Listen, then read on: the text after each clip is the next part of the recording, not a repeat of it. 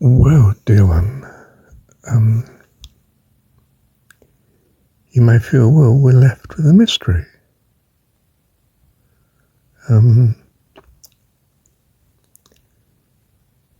The whole thing, the whole religious enterprise is, in some sense, phony. A consequence of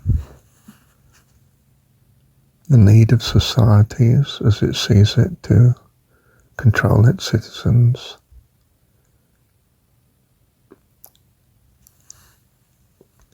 and benefit its elites. In some sense, then, God and truth is superfluous in that regard, and the story a sham by its interpretation. So we throw out the baby with the bathwater. We strive for a secular utopia.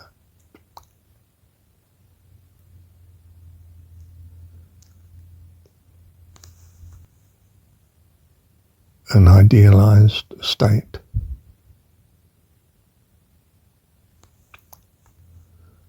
Without religion.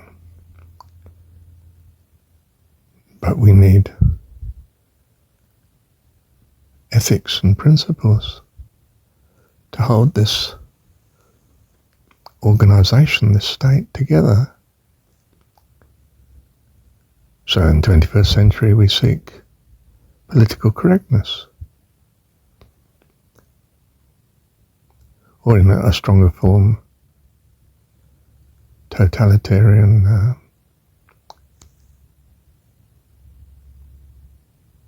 doctrine, whether it's communism on the one hand or fascism on the other. Values that appeal, hopefully, to the common good and reinforced by state sanctions, of course.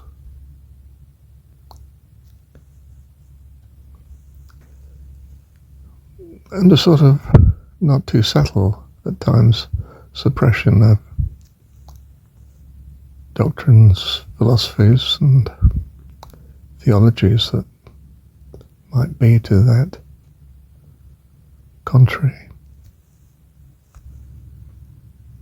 Pursued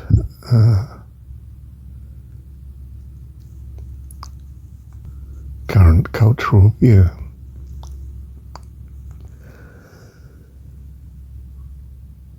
But astonishingly, the Jesus story in some sense still remains, despite disparagement by the historicity spun by the state media and institutions of socialization such as education and health and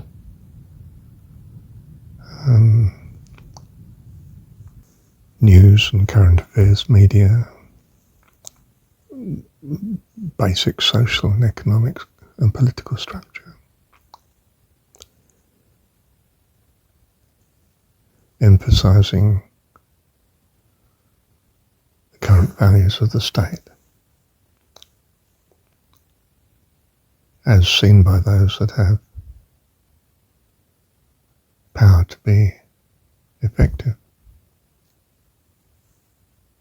in the community at large. Older myths and fables, stories, legends, scriptures and ways of life are to be obscured by historicities, to the contrary of historicities that are no longer the society's choice. Jesus' story is simply then another relic of the past.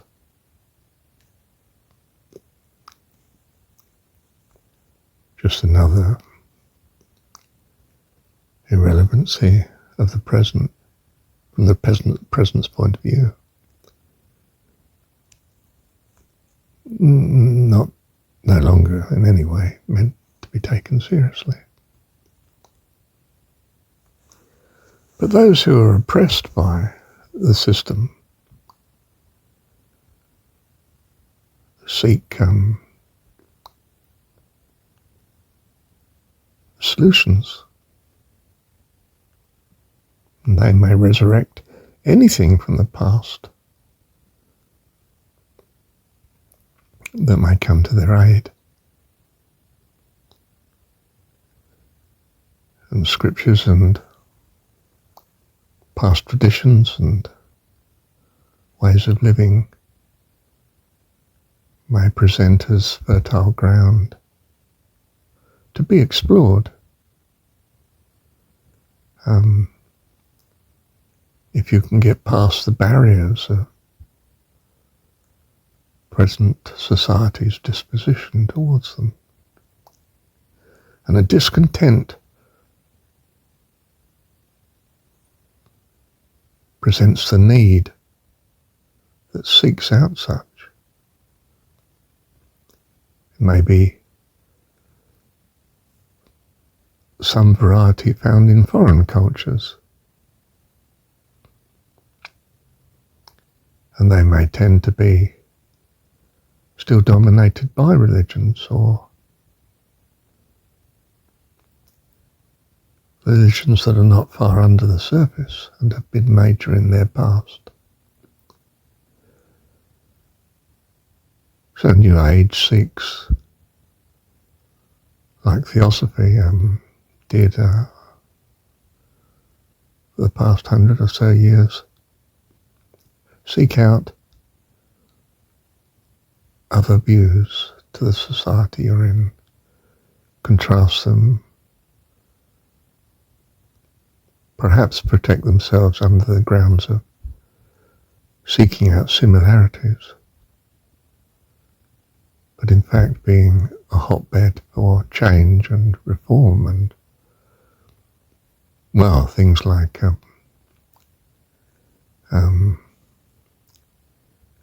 abolition of slavery and suffragette movement, and decline of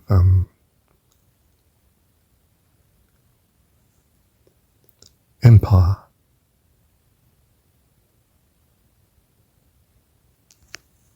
But these things quickly become a criticism of the basic structure of the current world that one's in.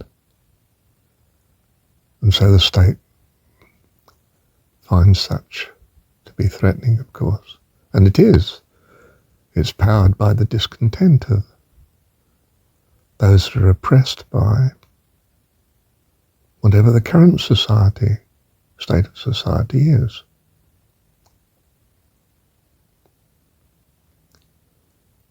In, say, communist states, this could be, or the tyranny of communism over the bulk of the poor.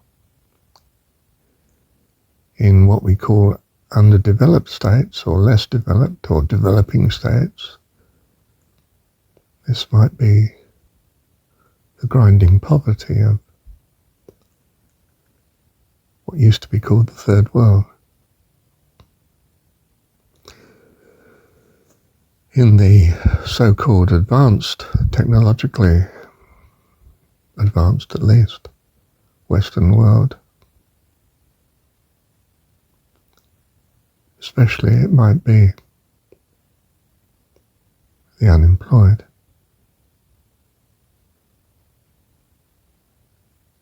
and the underprivileged,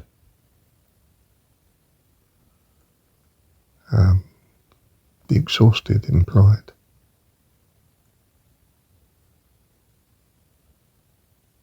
by overwork and debt.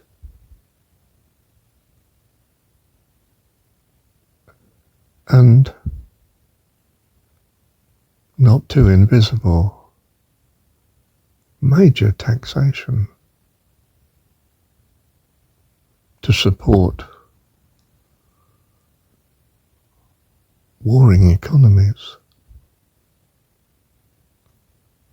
that sap the people's productive output, income, health, peace of mind. So the failures of a current system may generate its demise. Quite simply, the peasants are rising if you're not careful. And media influence and control comes to the state's rescue. And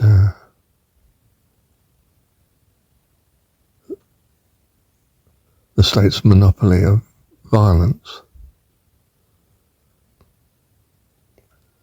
may have to be used where such fails.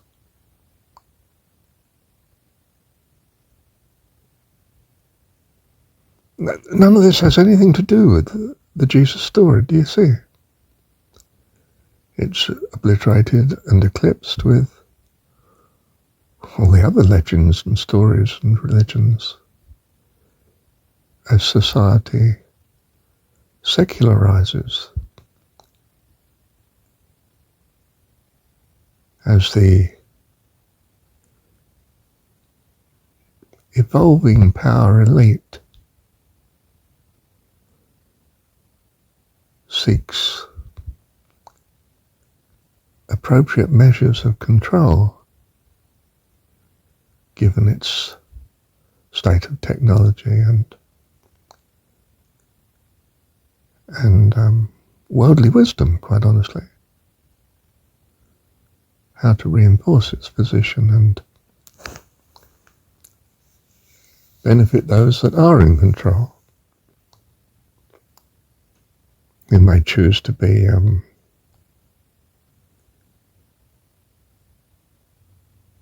not the visible, apparent leaders of the society, but a hidden power elite that finds life much safer that way from the discontent that the society can be generating, but not necessarily. You might have gained a sort of quasi-equilibrium of stable support for the society that your people are in, because they feel it's better than other societies. And of course that view is going to be reinforced by such instruments as are available to you. As I say, the schools, education system generally, government system, political and economic system,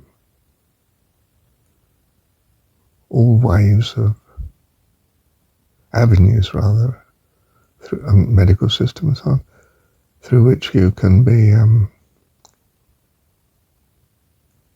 influencing people's evaluation of their situation and influence it towards, you hope, some stability.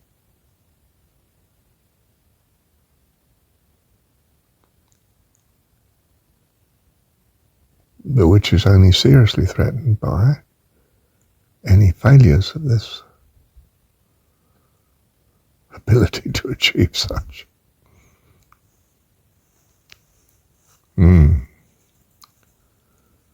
We don't want the peasants to rise in revolt. That's a disaster.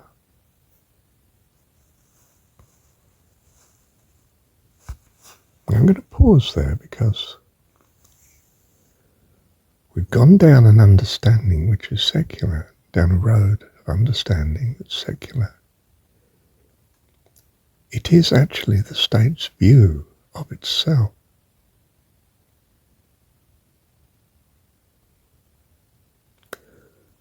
Are there alternative views?